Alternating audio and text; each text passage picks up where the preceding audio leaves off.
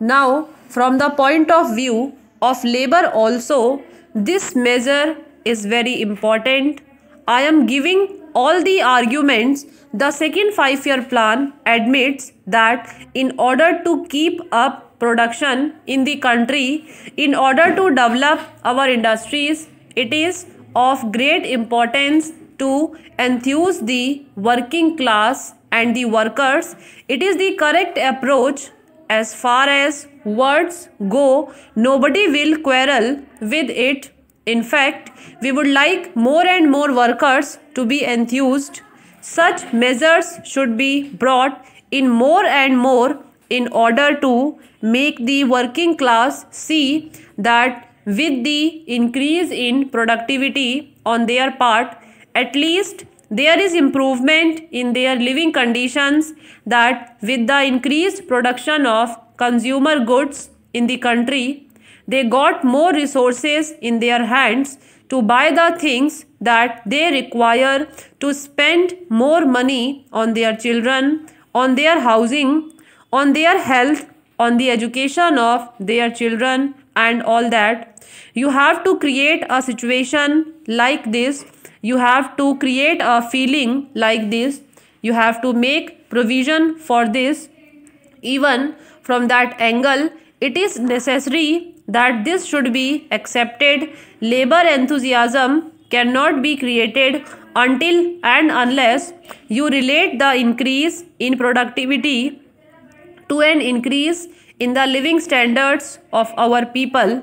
More production, more money in the pockets of the working class, more money in the pockets of the working class, more consumption of their daily necessities of life, and less privations and difficulties. Am I wrong in this? I would ask the honorable members to say, therefore, on that score, it is essential then, even from the point of view of industrial expansion, it is essential. You will ask me how. I will tell you how. Now it means that if this provident fund contribution is not taken from them, to that extent the money will be with the working class, and this money they would be able to spend in the market as customers and buyers of commodities. What does it mean? What are the economic implications of such a thing? Such a thing means that the demands for consumer goods in the country will go up. There will be expansion in the internal market. It is very essential when we talk about the industrial expansion that we also ensure expansion in the market. Unless there is a growing demand in the country for the industrial goods, you cannot have the expansion of industries. Expansion of industries does not take place in a satisfactory way. Disregarding this factor of expanding consumption in the country, in order to ensure expanding consumption on the part of the working people, it is necessary for you to make more money available to them for consumption. Now, I will be up against the question, what about the savings of the community? You will ask, should not the workers contribute something towards the common savings for our country? I say, do not start with the workers' savings.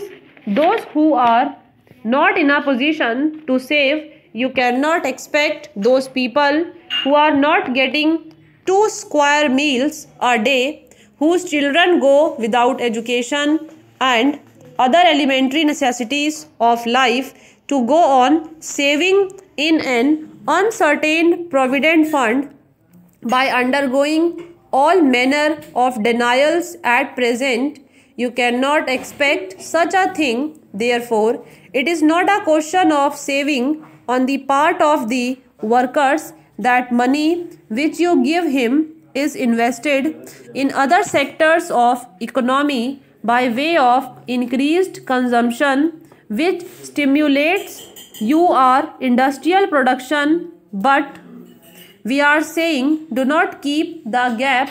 If that gap has to be filled, get the money from the capitalist class, the class which is in a position to save.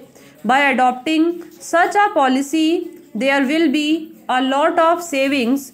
Savings takes place not at the cost of the workers, not at the cost of contradiction of the whole market, not by stifling the stimulants that are required for the industrial expansion in the economy as a whole.